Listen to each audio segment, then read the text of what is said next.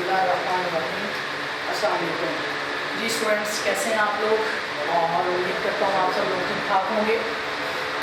Last class में हमने chapter number 13 start किया था। हमने कहा था अगले 2 लेक्चर्स में हम इनका प्रैक्टिकल पार्ट और प्लस इसके कुछ न्यूमेरिकल्स हैं वो हम डिस्कस करेंगे। तो अभी हमारे पास टोटल जो है वो 4 लेक्चर्स बाकी हैं। जो 2 लेक्चर्स होंगे, ये जो आज ये वाला लेक्चर है, इससे कल वाला लेक्चर है, इन 2 लेक्चर्स में हम इस चैप्टर को कंप्लीट करेंगे। फर्स्ट लेक्चर में हम थोड़ा सा प्रैक्टिकल पार्ट और कुछ न्यूमेरिकल पार्ट डिस्कस करेंगे और सेकंड लेक्चर में इंशाल्लाह हम इसके न्यूमेरिकल पार्ट को ख़त्म कर देंगे। कैपिटल बजटिंग हमारा चैप्टर था, टेक्निक्स। ये बेसिकली क्या होती है कि आप अगर किसी जगह पे इन्वेस्टमेंट करने जा रहे हैं तो आपके पास एक सेट ऑफ अमाउंट है, तो आपने ये देखना है कि आप जहाँ पे इन्वेस्टमेंट करने जा रहे हैं क्या वो अप्रोप्रिएट वे है, वो अप्रोप्रिएट प्रोजेक्ट है जहाँ पे आप जो है इन्वेस्टमेंट करने के लिए जा रहे हैं। तो कैपिटल बजटिंग टेक्निक्स वो प्रोसेस है, वो मेथड्स है जिससे आप ये एनालिसिस करते हैं कि जिस प्रोजेक्ट में आप इन्वेस्ट कर रहे हैं वो प्रोजेक्ट ठीक भी है या नहीं, यानी उस प्रोजेक्ट में जो इन्वेस्टमेंट कर रहे हैं उससे हमें रिटर्न्स जो हैं वो ज़्यादा मिलेंगे या इसके अलावा भी कोई प्रोजेक्ट है जिसमें हम इन्वेस्ट करते हैं उसमें रिटर्न ज़्यादा मिलेंगे। तो ये चीज़ चेक करने के लिए जो प्रोसेस है that is called capital budgeting techniques, जिसकी हमने 4 टेक्निक्स लास्ट क्लास में पढ़ी थी। जिसमें पहली टेक्निक थी पे आउट पीरियड या पे बैक पीरियड, जिसमें हमने ये देखा था कि फॉर एग्जाम्पल हम 1 लाख रुपये इन्वेस्टमेंट करते हैं तो कितनी देर में पे बैक हो जाएगा। अगर आपका अंदाज़ा है 2 साल, तो अगर उसमें उसको पे बैक होते हुए 2 साल से ज़्यादा लगते हैं तो अब हम इन्वेस्ट नहीं करेंगे, और अगर वो 2 साल से कम का जो है वो कैलकुलेशन आ जाती है इसका मतलब वहाँ पर इन्वेस्टमेंट करेंगे। नंबर 2 था IRR, internal rate of return. हम जहाँ पे इन्वेस्ट करना चाह रहे हैं उसका IRR रेट कैलकुलेट करने का तरीका सिखाया था, करेंगे, और फिर उसका हम मार्केट में प्रिवेलिंग रेट से एनालिसिस करेंगे। अगर IRR ज़्यादा आ रहा है तो इन्वेस्ट करेंगे, नहीं तो नहीं करेंगे। तीसरा हमने नेट प्रेजेंट वैल्यू निकाली थी। नेट प्रेजेंट वैल्यू का हमने एनालिसिस किया था और ये चेक किया था अगर तो नेट प्रेजेंट वैल्यू जो है वो इनिशियल कैश फ्लो से ज़्यादा है, मतलब आप माइनस करें तो आंसर जो है वो प्लस में आ जाए, तो हमारे पास अगर आंसर प्लस में आता तो हम उसमें इन्वेस्ट करेंगे। इसका मतलब है हमें जो इन्वेस्टमेंट मिल रही है, जो हम रिटर्न ले रहे हैं वो हमारी इनिशियल कॉस्ट से ज़्यादा है, तो हम कुछ ना कुछ प्रॉफिट कमा रहे हैं। सेकंड हमने 4th ही हमने पढ़ा था प्रॉफिटेबिलिटी इंडेक्स। उसमें हमने ये बोला था अगर हमारा आंसर मोर देन 1 ईयर हो, मोर देन 1 हो तो हम उसको सिलेक्ट करेंगे। मोर देन 1 से बाद ऊपर वाले से बाद है कि हमारी जो नेट प्रेजेंट वैल्यू है वो ज़्यादा है, हमारा जो है वो 1 से ज़्यादा से मुराद है कि इनिशियल इन्वेस्टमेंट से हम कुछ ना कुछ ज़्यादा कमा रहे हैं उस पर। तो ये 4 हमने बेस पढ़े थे एक इन्वेस्टमेंट को सिलेक्ट करने के लिए। लेकिन अगर आपके पास एक सेट ऑफ अमाउंट है लेकिन आपके पास ऑप्शन ज़्यादा आ जाते हैं, आपके पास एक से ज़्यादा, ये तो है ना एक पर्टिकुलर प्रोजेक्ट को एक्सेप्टेंस और रिजेक्शन के जो है ये क्राइटेरिया थे 4। अब हमारे पास 2-3 प्रोजेक्ट हैं। अब आपने उन 2, 4, 5 प्रोजेक्ट में से आप अपने मुताबिक कोई 1 या 2 प्रोजेक्ट सेलेक्ट करना चाह रहे हैं, तो वो कैसे सेलेक्ट करेंगे? तो वो उसके लिए हमारे पास डिफरेंट बातें हैं, उसमें हम different types of project discuss करते हैं, जिसमें सबसे पहली चीज़ है इंडिपेंडेंट प्रोजेक्ट्स।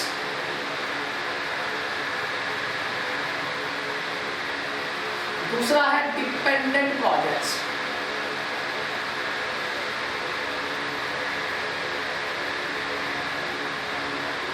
तीसरा है म्यूचुअल एक्सक्लूसिव, जिसको हम कल पढ़ने में इवेंट पढ़ते थे, यहाँ पे हम पढ़ेंगे प्रोजेक्ट्स। अब इंडिपेंडेंट प्रोजेक्ट्स क्या हैं, डिपेंडेंट प्रोजेक्ट्स क्या हैं और म्यूचुअल एक्सक्लूसिव प्रोजेक्ट क्या है। इंडिपेंडेंट प्रोजेक्ट्स ये होते हैं कि अगर आप एक को सिलेक्ट कर रहे हैं तो उसकी सिलेक्शन या रिजेक्शन किसी और प्रोजेक्ट पर डिपेंड नहीं कर रही। That project is called independent project. वो एक इंडिपेंडेंट है, वो किसी पर डिपेंड नहीं करता, उसकी एक्सेप्टेंस और रिजेक्शन जो है वो किसी और प्रोजेक्ट पर डिपेंड नहीं करती। ऐसे प्रोजेक्ट को इंडिपेंडेंट प्रोजेक्ट कहते हैं। जबकि डिपेंडेंट प्रोजेक्ट क्या होता है, ऐसा प्रोजेक्ट जिसकी एक्सेप्टेंस और रिजेक्शन किसी दूसरे प्रोजेक्ट पे डिपेंड कर रही है। यानी अगर हमने इसको एक्सेप्ट करना है, अगर वो प्रोजेक्ट एक्सेप्ट हो जाएगा तो ये भी एक्सेप्ट हो जाएगा, that is called dependent project. और म्यूचुअली एक्सक्लूसिव प्रोजेक्ट क्या होते हैं, जिसकी एक्सेप्टेंस जो है वो कैंसिल हो सकती है, म्यूचुअली एक्सक्लूसिव प्रोजेक्ट कहते हैं ऐसे प्रोजेक्ट जिनकी एक्सेप्टेंस या रिजेक्शन हो सकती है उसी तरह किसी और, यानी इस प्रोजेक्ट को हम रिजेक्ट, ऐसे प्रोजेक्ट जिसमें एक को रिजेक्ट कर दें किसी दूसरे को रखने की बेस पर, हम उसको रख रहे हैं इसलिए इसको रिजेक्ट करेंगे, दोनों में से एक रखा जा सकता है, उस प्रोजेक्ट को हम बोलते हैं म्यूचुअली एक्सक्लूसिव प्रोजेक्ट। तो ये 3 टाइप के प्रोजेक्ट्स होते हैं जो कि आपको सिलेक्शन करने के लिए मिल सकते हैं। इनको सिलेक्ट करने का नॉर्मली हम म्यूचुअली एक्सक्लूसिव प्रोजेक्ट को जब हम सेलेक्ट करेंगे, इसके 3 मेथड्स होते हैं, 3 क्राइटेरिया होते हैं जिस बेस पे हम एक्सेप्टेंस और रिजेक्शन की बात करते हैं। Number 1 scale of investment, number 2 cash inflow pattern,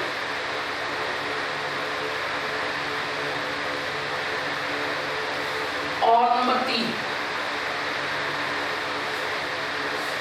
that is project life.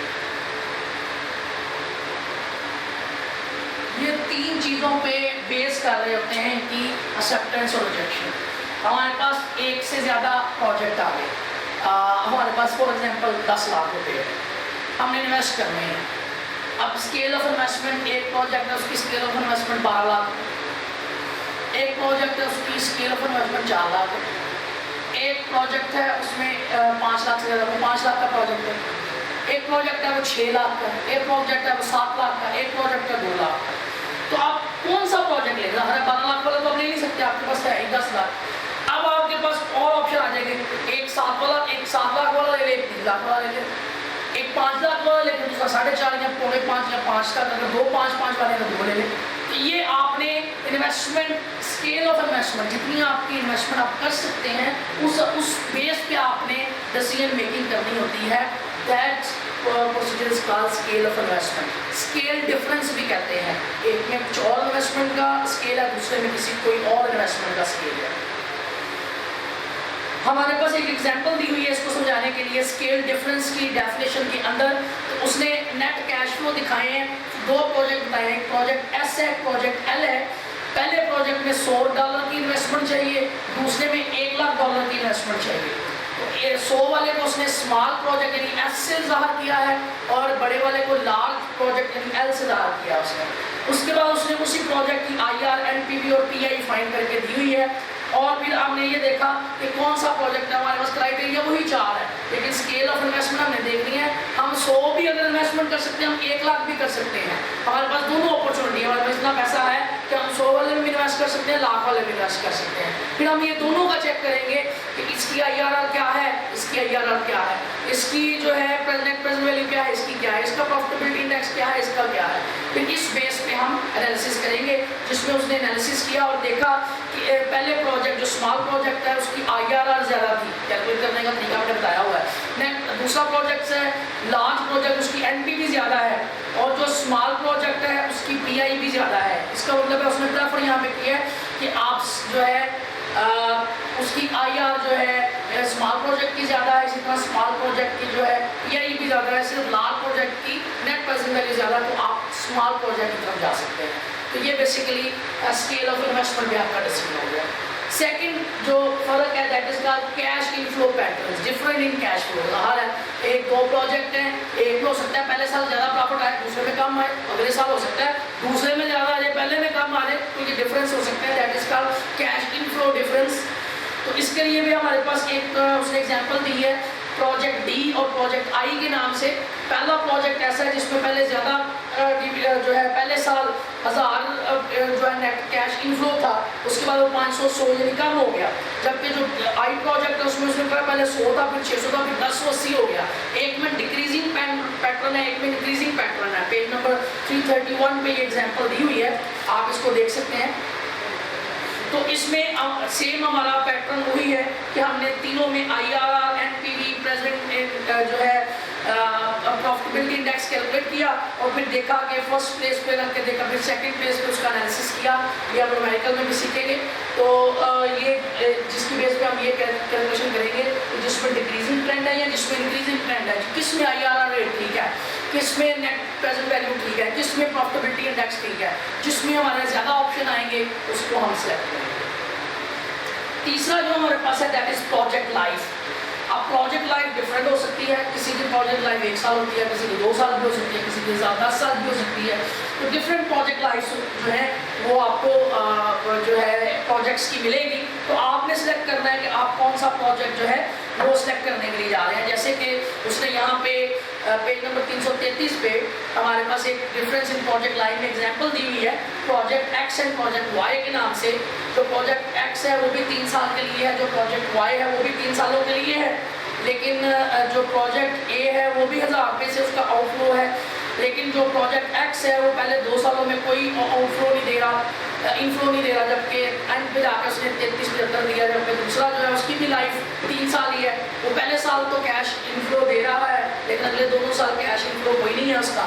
उसके बाद आपने सेम उसकी IR नेट प्रेजेंट वैल्यू और प्रॉफिटेबिलिटी इंडेक्स जो कि लास्ट क्लास में हमने निकालनी सीखी थी वो कैलकुलेट की और उससे एनालिसिस किया जिसमें मोर देन ऑप्शन ज़्यादा अच्छे होंगे, यानी IRR नॉर्मल रेट से ज़्यादा हो, नेट प्रेजेंट वैल्यू प्लस में हो और दूसरे से ज़्यादा हो, और तीसरा जो है प्रॉफिटेबिलिटी इंडेक्स मोर देन 1 हो, तो हम उसको उसकी सिलेक्शन की तरफ जाएंगे। तो बेसिकली ये 3 मेथड आपको बताने थे कि अगर एक से ज़्यादा प्रोजेक्ट आ रहे, जब हम प्रोजेक्ट की सिलेक्शन की तरफ आते हैं तो हम ये 3 चीज़ें देखते हैं, हम इन 3 चीज़ों को अपनी पुरानी कैलकुलेशन के साथ कैसे वैलिडेट करते हैं। अब आ जाते हैं, ये थोड़ा सा क्रिटिकल पार्ट था जो हमारा लास्ट लेक्चर में रह गया था, जो हमने आज डिस्कस करना था। इस हर हेडिंग के अंदर प्रॉपर उसने उसको एक्सप्लेन किया है, एग्जाम्पल के साथ वो आप पढ़ लेंगे तो आपकी चीज़ें जो है वो कवर अप हो जाएंगी।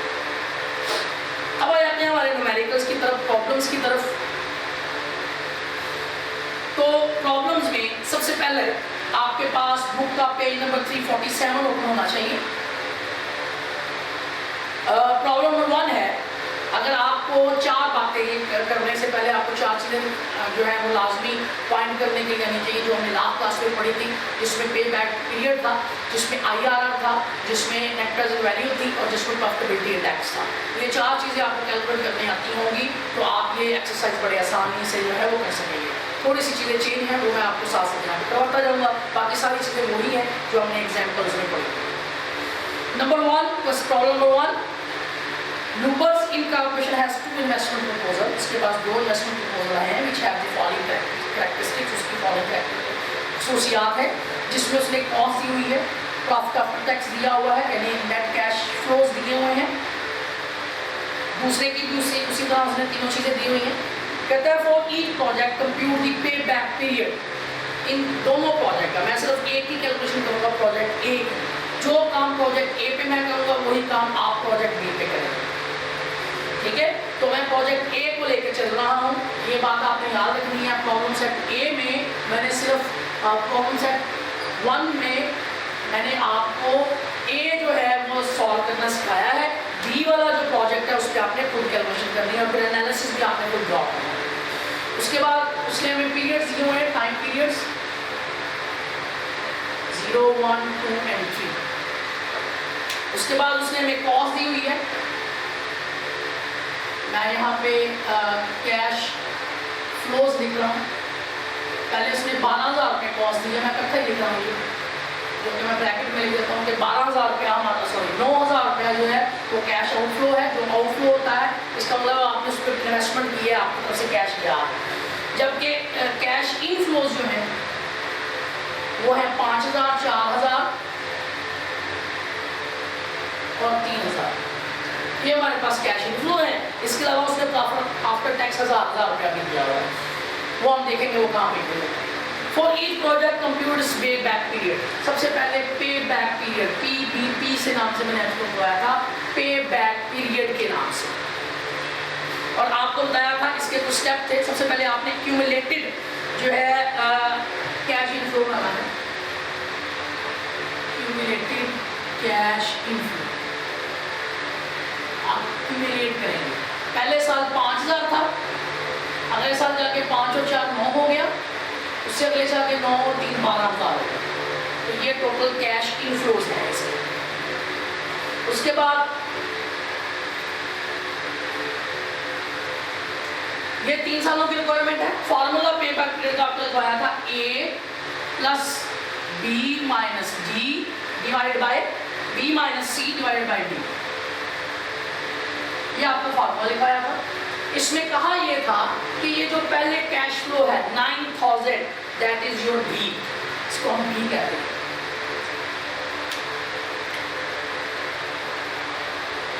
और जहां पे आपका cumulated cash inflow cash flow के बराबर या उससे ज्यादा चला जाए, यानी जहां पे cash inflow cumulated cash inflow इस वैल्यू से बड़ा हो जाए, यहाँ पे भी नहीं बढ़ा, यहाँ पे भी नहीं बढ़ा, यहाँ पे आपको बढ़ा हो गया, ये बड़ी वैल्यू है 9000 से। तो जो उससे पीछे वाली वैल्यू होगी उसको हम C कहेंगे, ठीक हो गया। और जो उससे नीचे वाली वैल्यू के सामने कैश फ्लो होगा उसको हम B कहेंगे, और जो इसके सामने ईयर होंगे उसको हम A कहेंगे। ये हमने बात लास्ट क्लास में फाइनल की थी। जो कैश आउटफ्लो है दैट इज B, जहां पे कैश आउटफ्लो से अमाउंट बड़ी हो जाए उससे पीछे वाला एक्यूमुलेटेड कैश फ्लो C, और उससे आगे वाली जो है कैश इनफ्लो B, और जो इसके सामने वाला ईयर और पीरियड है, टाइम पीरियड है, ईयर है, वो आपका होगा A।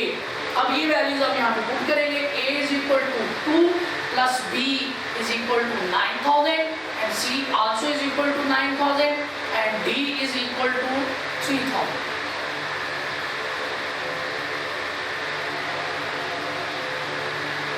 टू प्लस 9 माइनस 9 0, तो 0 डिवाइड बाय 3000 0, आंसर आ जाएगा 2 इयर्स। ये मैंने प्रोजेक्ट A का पे बैक पीरियड कैलकुलेट कर दिया, आप प्रोजेक्ट B का कैलकुलेट करेंगे। अगर B का टाइम पीरियड जो है इससे बड़ा आ जाए तो ये इस क्राइटेरिया के मुताबिक इसको सिलेक्ट करेंगे, अगर छोटा आ जाए तो उसको सिलेक्ट करेंगे। प्रोजेक्ट B की कैलकुलेशन आप खुद करेंगे। सेकंड वो हमें कहता है इसकी नेट प्रेजेंट वैल्यू भी फाइंड करें।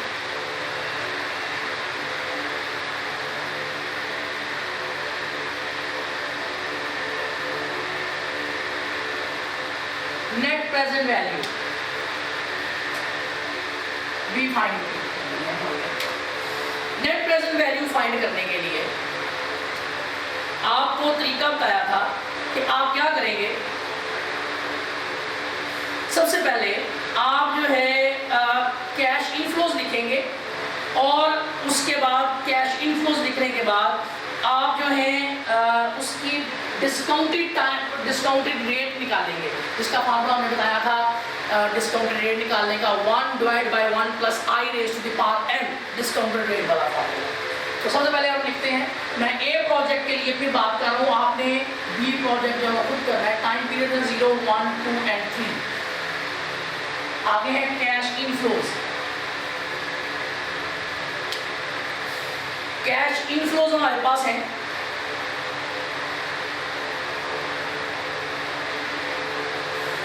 जो कैश फ्लोज हैं दैट इज 9000, 5000, 4000 और 3000 कैश फ्लो। पहले केस में आपको पता है आउटफ्लो होता है, इसको हम ब्रैकेट में लिखते हैं। उसके बाद इनफ्लो पहला 5000 था, दूसरा 4000 था और तीसरा 3000। ये उसके कैश जो हैं वो इनफ्लोज हैं। अब हमने इसका डिस्काउंटिंग रेट निकालना होता है। यहाँ पे हम डिस्काउंटेड रेट या प्रेजेंट वैल्यू इंटरेस्ट फैक्टर हम निकालते हैं, जिसको हम डिस्काउंटिंग रेट भी कहते हैं, ठीक है। और डिस्काउंटेड रेट निकलता कैसे है, उसने यहाँ पे बात की है हमारे साथ कि for each using discounting rate 15%, उसका डिस्काउंटिंग रेट जो है उसका है वो 15% है। तो हम इसका जो है डिस्काउंटेड रेट 15% के मुताबिक प्रेजेंट वैल्यू इंटरेस्ट फैक्टर निकालेंगे। आपको बताया था इसका फार्मूला होता है प्रेजेंट वैल्यू इंटरेस्ट फैक्टर का रेट निकालने का फार्मूला है 1/1 plus I raise to the power n। तो 1 जब आप पहले साल की बात करेंगे, ये तो हम छोड़ देंगे, इसकी हमें जरूरत नहीं है। जब हम पहले साल के लिए कैलकुलेट करेंगे 1/1 प्लस I, जो कि 15% उसने कहा है, raise to the power n पहला 1 होगा, तो 1/1.15 इसकी कैलकुलेशन आ जाएगी हमारे पास 1 divided by 1.15 that is 8, 0.1 divided by 1.15 0.8695। इसको मैं 0.870 भी लिख सकता हूँ। तो ये पहला डिस्काउंट रेट निकला है। दूसरे केस में आप क्या करेंगे, सेम फार्मूला लिखेंगे, यहाँ पे 2 लगा देंगे। ठीक हो गया। जब तीसरे साल की कैलकुलेट करेंगे तो यहाँ पे 3 लगा देंगे। इसी तरह आप present value of interest factor जो है वो सबका कैलकुलेट करेंगे। तो हमारे पास जब हम 2 लेंगे, इसी केस में 1 plus 0.15 raise to the power 2 लें तो हमारे पास आ जाता है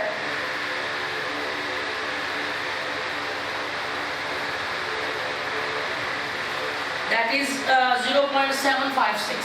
जब हम इससे कैलकुलेट करेंगे तो हमारे पास वैल्यू आ जाएगी 0.786 ये हमारे पास वैल्यू है। और जब हम 1.3 के साथ करेंगे 0.5, और जब हम पावर 3 लेके करेंगे वो हमारे पास निकलेगी 0.658।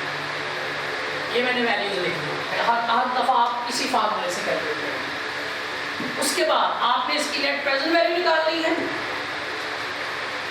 नेट प्रेजेंट वैल्यू, उसके लिए आप क्या करते हैं, सिंपली इस रेट को इसके साथ मल्टीप्लाई कर देंगे, इसको इसके साथ, इसको इसके साथ, हमारे पास वैल्यूज आना शुरू हो जाएगी।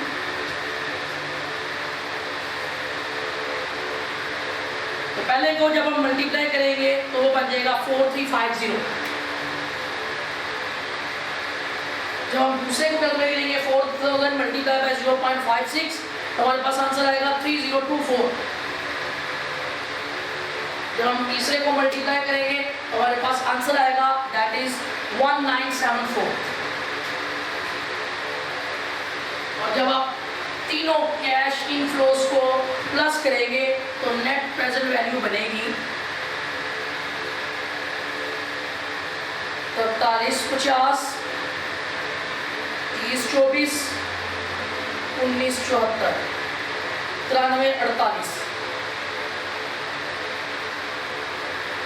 9348 बनेगी।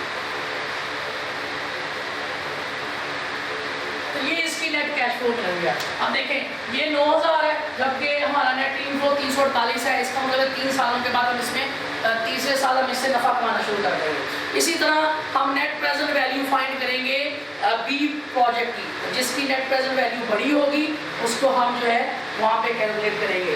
अब नेट प्रेजेंट वैल्यू का फार्मूला हमने यहाँ लिखा था, net present value is equal to, जो इससे आंसर आएगा 9348 में से हम उसका इनिशियल कैश फ्लो हम माइनस कर देते हैं। जब हम इनिशियल कैश फ्लो माइनस करेंगे दैट इज 348 हमारा जो है net cash flow.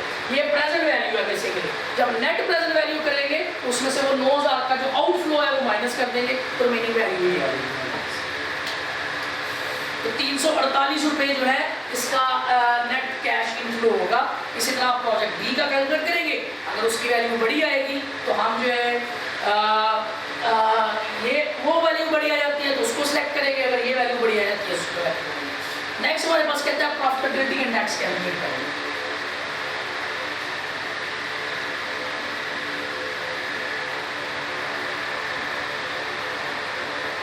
Profitability index, इसका भी हमने लास्ट क्लास में फार्मूला पढ़ा था जो कि था कैश इनफ्लो डिवाइडेड बाय जो है नेट इनिशियल कैश इनफ्लो। इसका हमने फार्मूला पढ़ा था। तो हमारे पास कैश फ्लोज हैं, ये कैश फ्लोज हैं जो कि है 4350 प्लस 3024 प्लस 1974। तो ये हमारे पास कैश जो है इनफ्लोज है। तो हमारे पास प्रॉफिटेबिलिटी इंडेक्स कैलकुलेट करना हमने फार्मूला लास्ट क्लास में पढ़ा था, जिसमें हमने नेट प्रेजेंट वैल्यू कैलकुलेट की थी। पहले उसका फार्मूला हमने पढ़ा था cash flows divide by 1 plus I raise to the power 1 plus K raise to the power 1। तो ये सारा काम हमने, ये देखें ये है हमारे पास कैश फ्लोज और उसको हमने डिवाइड किया हुआ है। यहाँ मल्टीप्लाई कर लें, यहाँ पे मल्टीप्लाई किया है क्योंकि हमने वैल्यू जो है वो 1 डिवाइडेड बाय जो वैल्यू है उसको ऊपर ले गए, ऊपर जाके हमने मल्टीप्लाई कर दिया। बेसिकली वैल्यू ये आनी थी cash inflows divide by 1 plus I raise to the power n and something, उसको हमने डिवाइड करके हमने ये वैल्यू निकाल ली थी। तो हमने यहाँ पे ये नेट प्रेजेंट वैल्यू पहले से फाइंड कर ली थी। यानी हमारे पास जो लास्ट क्लास में हमने फार्मूला पढ़ा था वो कुछ यूं था प्रॉफिटेबिलिटी इंडेक्स का कि हमने CF over 1 plus K raise to the power n इस तरह लिखा हुआ था। Cash flow divide by 1 plus K उसकी पावर एन, ये पहले साल के लिए प्लस दूसरे साल के लिए प्लस तीसरे साल के लिए। उसके बाद initial cash inflow divide by initial cash inflow. तो ये सारी कैलकुलेशन जो है ये हमने ये करनी है। इसका मतलब है इस सारी कैलकुलेशन की जगह ये लिख देंगे और divided by initial cash inflow जो कि यहाँ पे 2000। आई थिंक बात समझ में आ गई हो। तो जब हम इसको जमा करेंगे तो हमारे पास वैल्यू बनी थी 9,348 रुपये। डिवाइड बाय 9,000 किया तो हमारे पास आंसर आ गया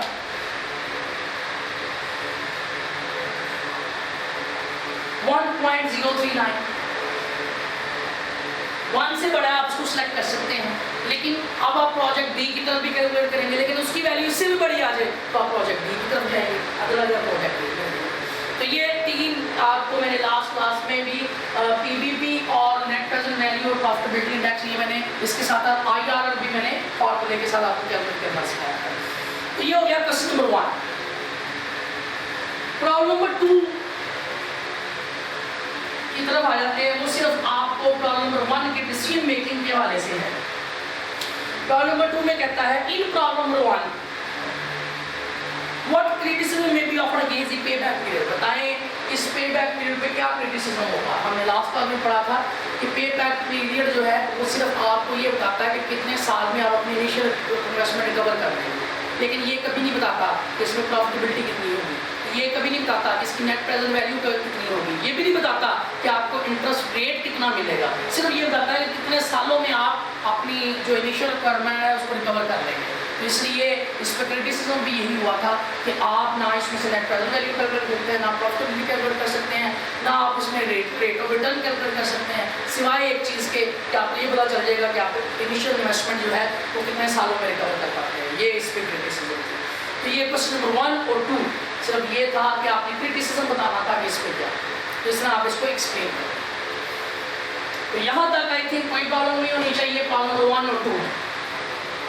आगे चलते हैं प्रॉब्लम नंबर 3 की तरफ।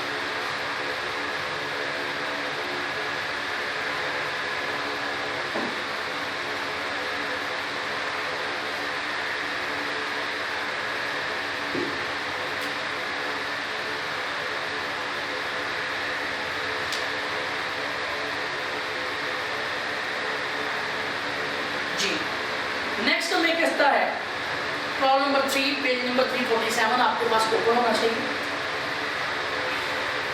The following are exercise on internal rate of return।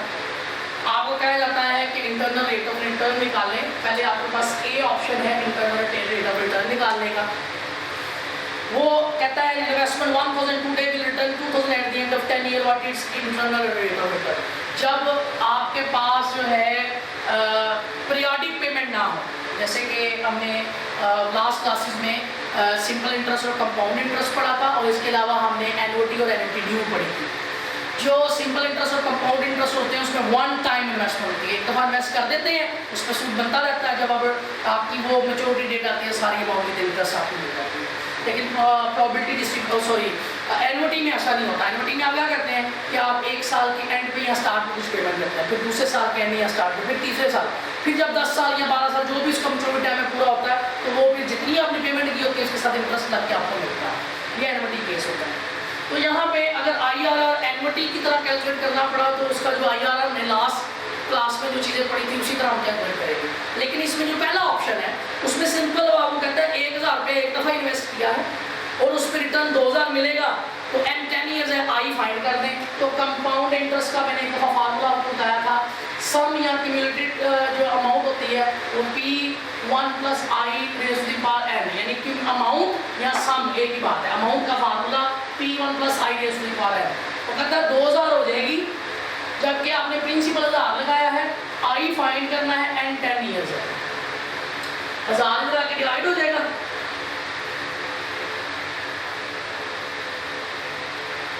One plus i⁻n 2 रह गया। अब इसकी हम पावर खत्म करेंगे तो दोनों साइडों पे हमें 1/10 लेना पड़ेगा ताकि इसकी पावर खत्म हो जाए। तो 2 की पावर 1/10 जब आप लेंगे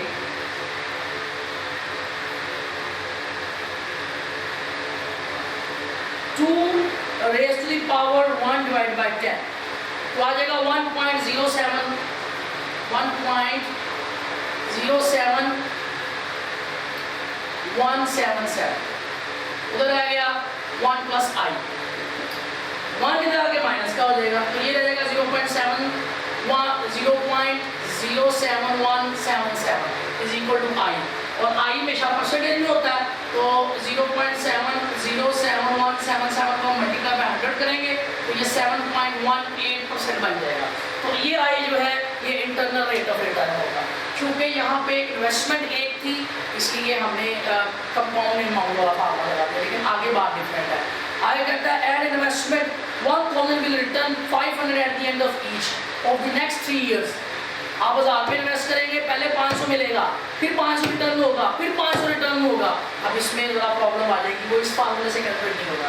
इसी तरह सी ऑप्शन में कहता है 1000 इन्वेस्ट करें 900 eight the end of first year, 500 at the second and 100 at the third, what is the internal rate of return. तो यहाँ पे इंटरनल रेट ऑफ रिटर्न हम कैलकुलेट करेंगे तीनों में से।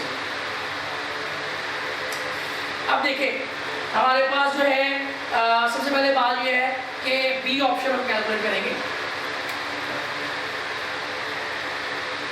बी ऑप्शन में कहता है कि आपको जो है 1000 रुपये इन्वेस्टमेंट की गई है और रिटर्न जो है वो 500, आउटफ्लो जो है पहले हम लिख देंगे periods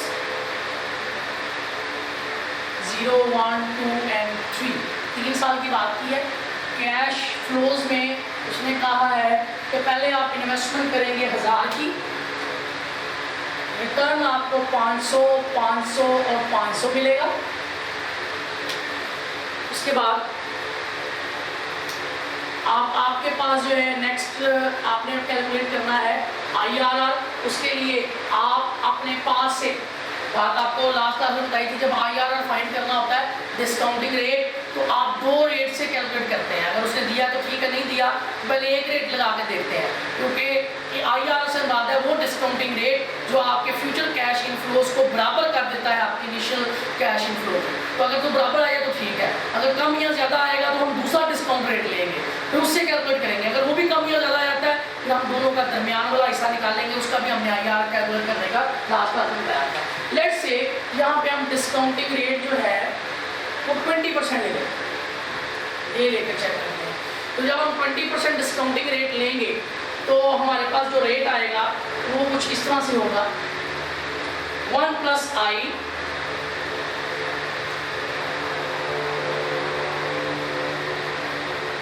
1/1 plus I raise to the power n, ये हमारे पास डिस्काउंटिंग रेट होता है। तो हम इसको कैलकुलेट करेंगे 1 plus I, I mean 0.1 plus I mean 0.20, तो ये 1.20 हो जाएगा। तो जब हम 1 डिवाइडेड बाय 1.20 करेंगे तो हमारे पास जो रेट आएगा दैट इज 0.833, यानी 1 डिवाइड बाय यहाँ पे हमने रेट रख दिया 0.20, 20% समझा 0.20, और चूंकि n 1 है तो यहाँ पे हमारे पास 1 रखेंगे तो हमारे पास आंसर आ जाएगा 0। पहले का जो डिस्काउंटिंग रेट है दैट इज 0.833। जब हम सेकंड टाइम लेंगे तो n की पावर यहाँ पे 1 की बजाय पहले हमने 1 रखा तो हमारे पास 0.8333 आ गया।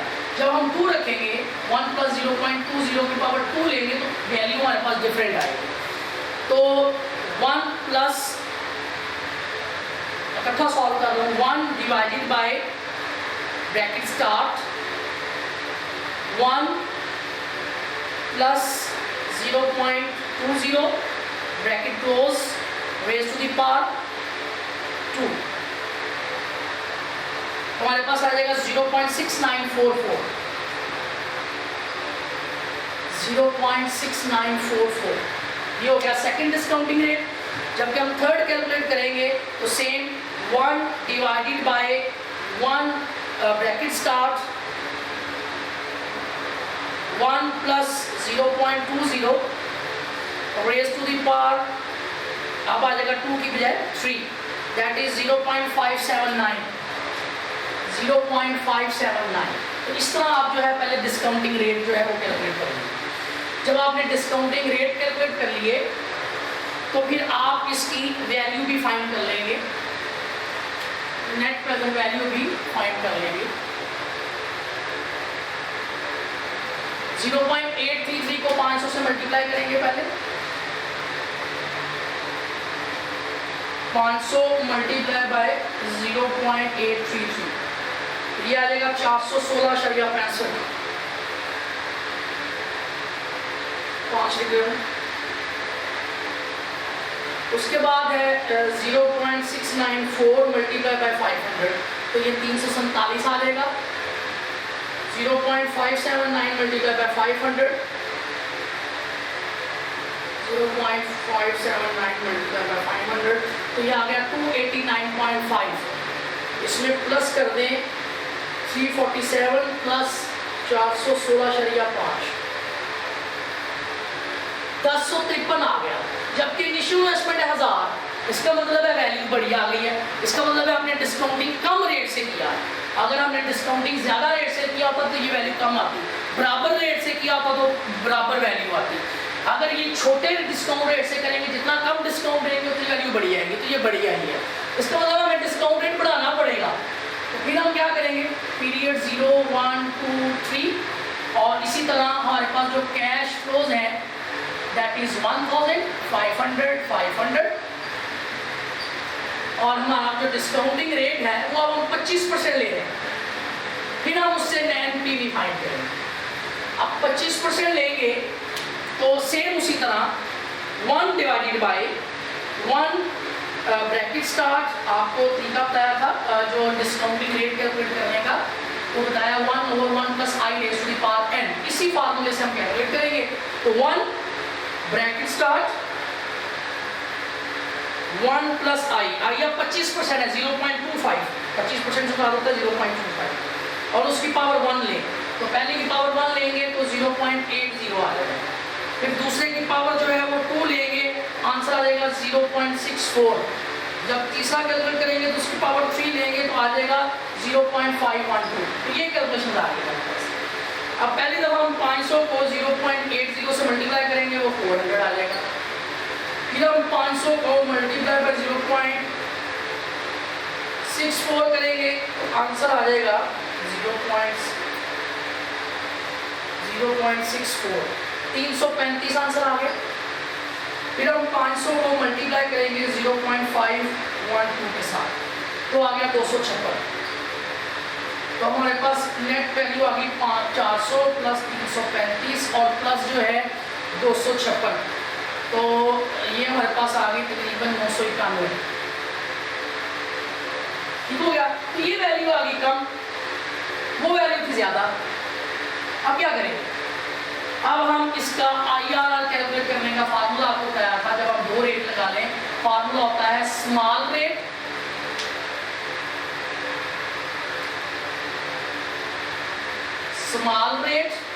Plus x.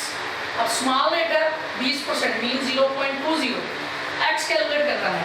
एक्स कैलकुलेट करने का फार्मूला बताया था difference in small and big rate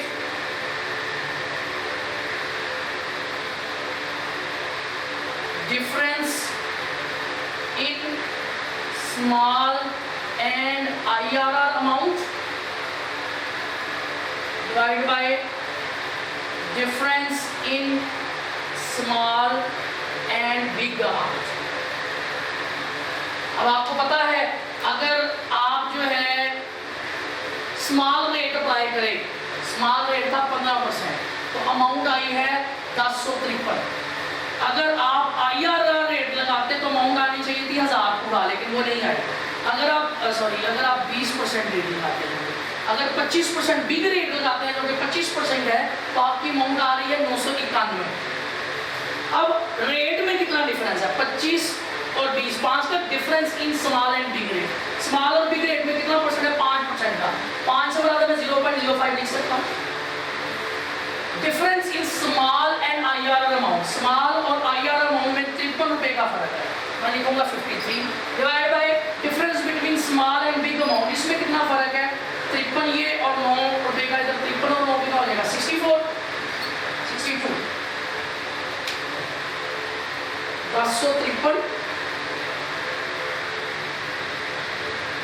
minus 991 जी 62। तो अब हम इसको कैलकुलेट करेंगे 53 डिवाइड बाय 62 मल्टीप्लाई बाय 0.05, तो आंसर आ जाएगा 0.042। उसको हम यहाँ पे लाकर प्लस कर देंगे 0.042 को। इसमें जब प्लस करेंगे ये हो जाएगा 0.242, और जब आप इसको कैलकुलेट करेंगे 24.2% तकरीबन ये रेट बनेगा। हो सकता है थोड़ी बहुत कैलकुलेशन की वजह से कोई 0.1 समथिंग का फर्क पड़ जाए, तो आप उससे जो है घबराना नहीं है। तो यहाँ तक हमने IRR जो है वो फाइंड कर दिया।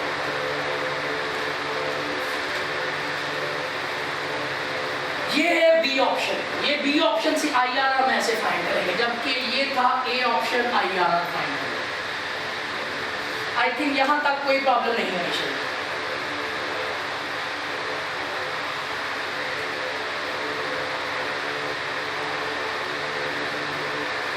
हाँ जी, नेक्स्ट हमें कहता है सी ऑप्शन में an investment 1000 today will return 900 eight the end of first year.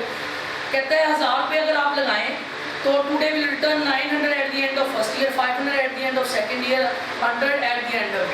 तो यहाँ पे इनिशियल इन्वेस्टमेंट 1000 ही रहेगी। उसके बाद आप क्या करेंगे, वो जो रिटर्न मिल रहा है पहले 900 है, फिर 500 है, फिर 100 है।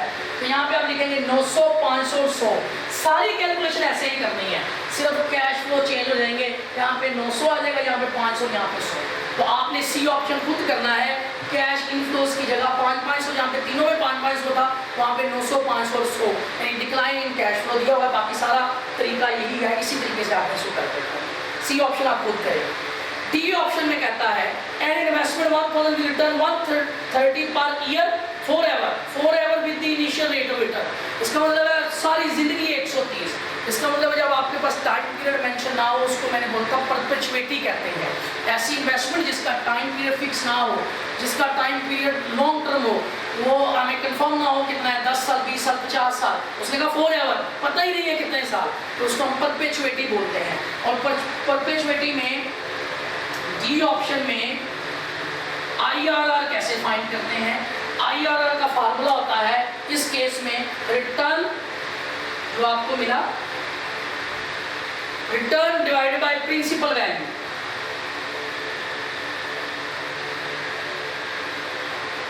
या कैश आउटफ्लो, एक ही बात, इनिशियल कैश आउटफ्लो एक ही बात।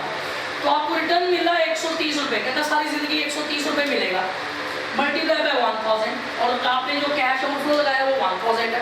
तो 130 डिवाइड बाय 1000, और जब हम इसको परसेंटेज में लेके आएंगे तो मल्टीप्लाई बाय 100 भी कर लेंगे। जब हम इसको परसेंटेज में लगाना चाहते हैं तो मल्टीप्लाई 100 करेंगे, तो 13% IRR इस केस में 13% है।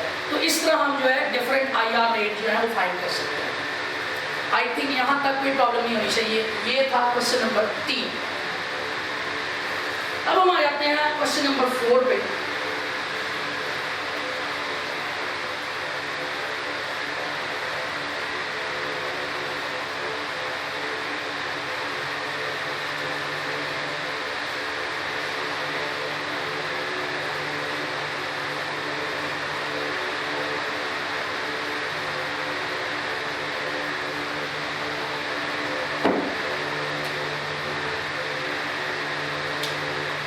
क्वेश्चन नंबर 4 में हमें कहता है two mutual exclusive project.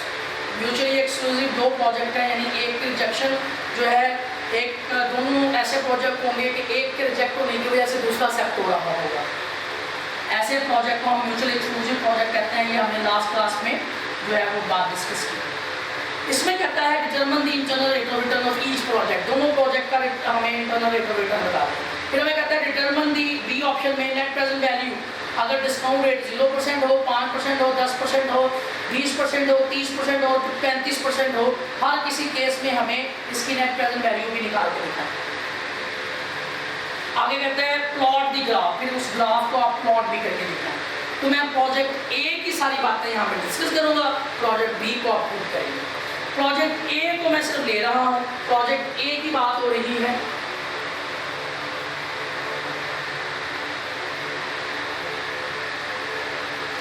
Project B आपने खुद करना है, जिसमें वो कहता है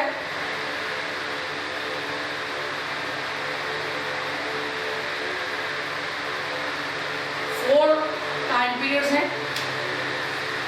पहले में आप जो है कैश फ्लोज आपने 2000 रुपये की इन्वेस्टमेंट की है, उसके बाद आपको हजार ये कैश इनफ्लोज हैं आपके। दूसरे में यहाँ पे 2000 है, लेकिन ये 000 ये 6000 कैश इनफ्लो है, भाई ये फर्क है। सबसे पहले आपने IRR फाइंड करना है दोनों प्रोजेक्ट का, लेकिन मैं एक का कैलकुलेट करूंगा, दूसरे का आप खुद कैलकुलेट करेंगे। IRR रेट के लिए हमें, आपको पता है, डिस्काउंटिंग रेट चाहिए होता है, तो आप अपने पास से जो है कोई रेट लगाएंगे, फिर आप उसका सेकंड रेट लगाएंगे, उससे आप उसको कैलकुलेट करेंगे। लेट्स से मैं 30% लगा देता हूँ, discounting rate is equal to 30%। फिर हम इसकी नेट प्रेजेंट वैल्यू फाइंड करेंगे। तो 30% लगाऊंगा तो सबसे पहले मुझे 30% के मुताबिक डिस्काउंट रेट चाहिए, जो कि फार्मूला है 1/1 + i raised to the power n। पहले केस में 1 + i 30% से 0.03 पावर 1 होगी, दूसरे में 2, तीसरे में 3 एंड सो ऑन। तो ये आपने कैलकुलेट करना पहले सीखा हुआ है, तो हम इसको कैलकुलेट करते हैं।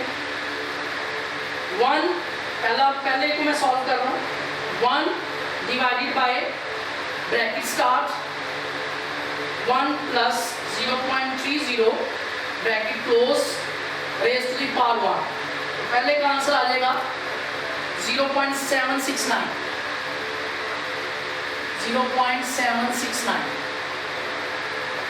उसके बाद अगर मैं इसकी पावर 2 ले लेता हूँ,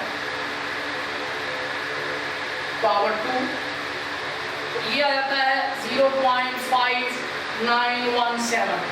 अगर मैं इसकी पावर 3 ले लेता हूँ तो ये आ जाता है 0.455, और अगर इसकी मैं पावर जो है वो 4 ले लेता हूँ तो ये आंसर आता है 0.350। तो ये हमारे पास डिस्काउंटेड रेट आ गया। अब मैं इसकी नेट प्रेजेंट वैल्यू फाइंड करूंगा, वो होगी 1000 मल्टीप्लाई बाय 0.769। तो ये 769 होगी, ये 592 हो जाएगी, ये 455 हो जाएगी, और ये 350 हो जाएगी। हम इसको प्लस कर लेंगे, प्लस 592 प्लस 455 प्लस 350, तो ये 2166। लेकिन हमारे पास इनिशियल कैश फ्लो तो 2000 है, इसका मतलब है 166 ज्यादा वैल्यू हो गई है। इसका मतलब हमने डिस्काउंट रेट कम लिया है, अब हमें डिस्काउंट रेट जो है वो बढ़ाना चाहिए। तो हम क्या करेंगे, फिर उसी तरह periods 0, 1, 2, 3 and 4, cash flows that is 2000 outflow था, 1000 रुपये हर किसी केस में इनफ्लो है। फिर हम डिस्काउंटेड रेट निकालेंगे, जो इस दफा 35% हम रख के देखते हैं, फिर हम उसकी नेट प्रेजेंट वैल्यू निकालेंगे। अब 35% के हिसाब से फार्मूला सेम है डिस्काउंट रेट निकालने के लिए, 1/1 + i raised to the power n। पहले केस में हम रखेंगे 1 ब्रैकेट स्टार्ट 1 + 0.35, 30% 5% से plus 0.35 raise to the power 1 रख के सॉल्व करेंगे, तो हमारे पास आंसर आएगा 0.741। फिर हम इसकी पावर 2 रखेंगे तो आएगा 0.549। अगर हम इसकी पावर जो है वो 3 रखें तो आंसर आता है 0.406। अगर हम इसकी पावर 4 रखें तो आंसर आता है 0.301। जब हम इसको 1000 से मल्टीप्लाई करेंगे, ये 741, ये 549, ये 406 और ये 301। और जब हम इनको प्लस करेंगे 301 प्लस 406 प्लस 449 549 प्लस 741, ये बना 1997। लेकिन 2000 से थोड़ा सा कम है, 2000 पे भी पूरा नहीं आया। तो अब IR कैलकुलेट करने के लिए हमारे पास रेट होता है, फार्मूला होता है स्मॉल रेट प्लस x, और स्मॉल रेट जो है वो आपको पता है आपने 30% रखा है, 0.3 30 x कैलकुलेट करना है। x जब हम कैलकुलेट करेंगे उसका फार्मूला था difference in rate, difference in small and big rate multiply by difference in small and IRR amount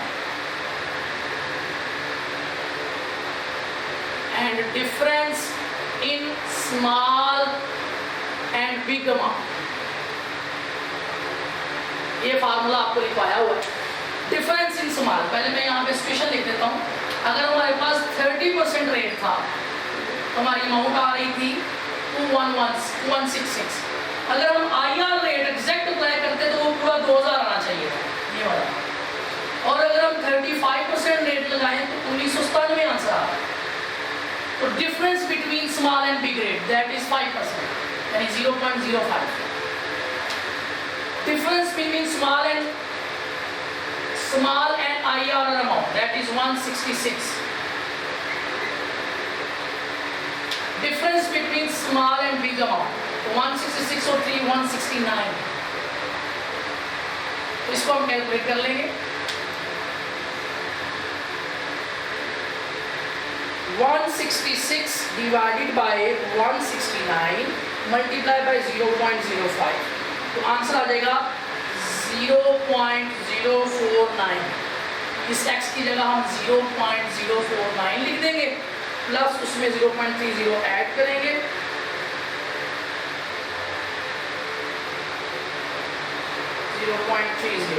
that is आएगा 0.3491, मतलब 34.91% IRR रेट है। पहली कैलकुलेशन थी आपने IRR रेट फाइंड करना है।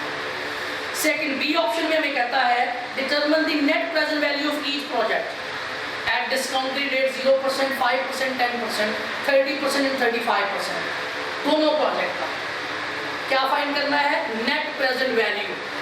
मैं एक के साथ, एक डिस्काउंटिंग रेट के साथ मैं खुद कैलकुलेट कर दूंगा, बाकियों को आपने खुद कैलकुलेट करना है। प्रोजेक्ट ए का भी, प्रोजेक्ट बी का भी, क्योंकि हम कई दफा प्रैक्टिस कर चुके हैं।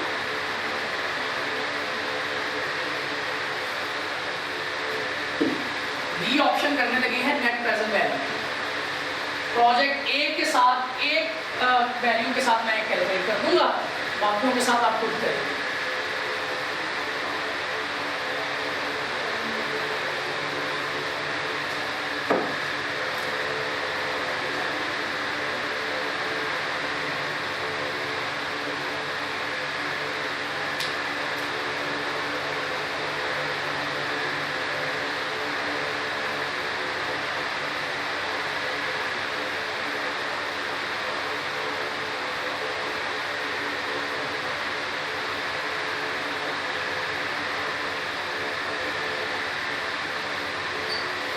ये है कैश फ्लोज।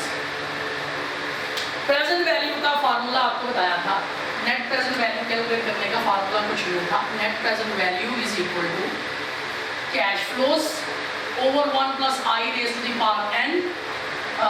ये 1 हो जाएगा यहाँ m1, और इसी तरह plus cash flows 1 plus I raise to the power 2 and so on. और एंड पे जाके आपने फॉर एग्जाम्पल ये 1 plus I raise to the power n कर देता हूँ, इसके बाद आपने माइनस क्या कर देना है? Initial cash flow.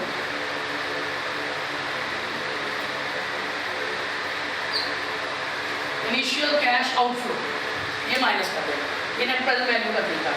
ये सारी कैलकुलेशन ये है कि आपने यहाँ पे डिस्काउंटिंग रेट ले लिया। पहले केस में उसने कहा 0% ले ले, मैं वो नहीं ले रहा, मैं 5% के हिसाब से इसको सॉल्व कर रहा हूँ। मैं आपको डिस्काउंटिंग रेट दे रहा हूँ 5%। अब एक तरीका यहाँ पे था, मैं इसको कैश फ्लो लेता, पहला 1000 है, और 1 प्लस आई करता, raise to the power n करता, इतना सॉल्व कर लेता। दूसरा तरीका सिंपल क्या है? 5% रेट है, मैं यहाँ पे लिखूँ 0.05 डिस्काउंटिंग रेट उसने निकाल के दिया हुआ है। सिंपली इस रेट को इससे मल्टीप्लाई कर, तो फिर भी हमारे पास वही वैल्यू है, फिर भी हमारे पास सेम वैल्यू आएगी, चाहे आप इसे कैलकुलेट करके देखें। अगर मैं ये रखूँ 1000 divide by 1 plus 0.05 raise to the power n, अगर 1000 डिवाइड बाई 1.05 करता हूँ तो तो 1000 डिवाइडेड बाय 1.05 किया तो ये 952.38 है। अगर मैंने उसको डायरेक्ट किया 1000 मल्टीप्लाई बाय 0.05 तो जो है वो 50 रुपीज़ आएंगे और 1000 में से 50 माइनस करेंगे तो उसी तरह जो है आपके पास 950 जो है, जैसे ये 952 आया तो आपके पास जो है उसका इनिशियल कैश आउटफ्लो आएगा। तो हमारे पास डिस्काउंटेड रेट है 5%। पहले हम इसको डिस्काउंटेड रेट निकालेंगे। ये हमारे पास 5% है। सबसे पहले हम 5% के हिसाब से, आपको पता है डिस्काउंटिंग रेट कैसे निकालते हैं। डिस्काउंटिंग रेट निकालने का फार्मूला होता है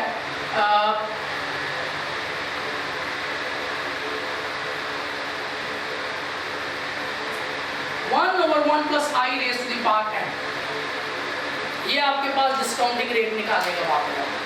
जबकि उसने हमें जो है plot the net present value of net present value of each project at discount rates. आपके पास डिस्काउंट रेट जो है वो ऑलरेडी क्वेश्चन में मेंशन है।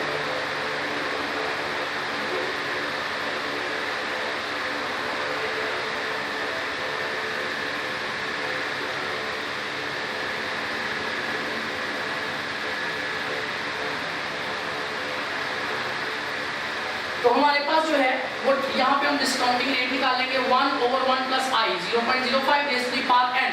n हमारे पास पहले केस में 1 होगा। तो जब हम n कैलकुलेट करेंगे तो हमारे पास आ जाएगा पहले केस में 1 divide bracket start 1 + 0.05 bracket close raise to the power 1 करेंगे तो ये 1.01 डिस्काउंटिंग रेट आएगा। उसके बाद जब हम इसकी पावर 2 लेंगे तो ये आ जाएगा 1.1025। जब हम इसकी पावर 3 लेंगे तो ये आ जाएगा 1.1576। जब हम इसकी पावर 4 लेंगे तो ये आ जाएगा 1.2155। ठीक हो गया। तो जब हम इसको मल्टीप्लाई करेंगे 1000 मल्टीप्लाई बाय 1.05 तो हमारे पास आ जाएगा 1050। और जब हम करेंगे 1000 मल्टीप्लाई बाय 1.1025 तो ये आ जाएगा 1102.5। और जब हम 1.1576 मल्टीप्लाई बाय 1000 करेंगे तो ये आ जाएगा 1157.6। और जब हम इसको 1.2155 मल्टीप्लाई बाय 1000 करेंगे तो ये आ जाएगा 1215.5। हमारे पास प्रेजेंट वैल्यू बनी प्लस 1050 प्लस 1102.5 प्लस 1157.6 प्लस 1215.5 ये बनी 4525.6। ये हमारे पास डिस्काउंटेड वैल्यू जो है वो 5% के हिसाब से बनी। जब हम इसकी नेट प्रेजेंट वैल्यू निकालेंगे इसका फार्मूला में बताया था, जो हमारे पास कैश इनफ्लोज बनेंगे उसमें से हमने इनिशियल इन्वेस्टमेंट यानी 2000 जो है वो माइनस कर देना। तो मीनिंग में आ जाएगा 25.6। तो ये इसकी जो है नेट प्रेजेंट वैल्यू बनेगी। ये मैंने 5% के हिसाब से जो है वो कैलकुलेट कर दी है। रिमेनिंग जो है 10% के हिसाब से, 20% के हिसाब से, 30% के हिसाब से वो जो है आप खुद जो है उसको कैलकुलेट करेंगे। आई थिंक यहाँ तक कोई प्रॉब्लम नहीं होनी चाहिए।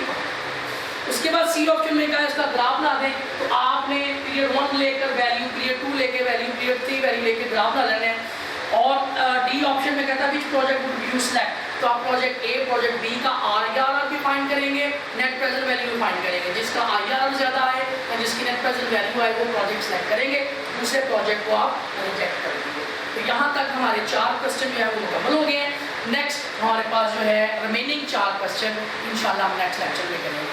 सिंपली आईआरआर फाइंड करना है, नेट प्रेजेंट वैल्यू फाइंड करना है, प्रॉफिटेबिलिटी इंडेक्स कैलकुलेट करना है जिसके फार्मूले आपको बता दिए गए हैं। डिफरेंट सिचुएशन है उसको देखकर हम सॉल्व करेंगे। तो क्वेश्चन नंबर 1 to 4 और थ्योरेटिकल पार्ट हमने इस लेक्चर में डिस्कस किया।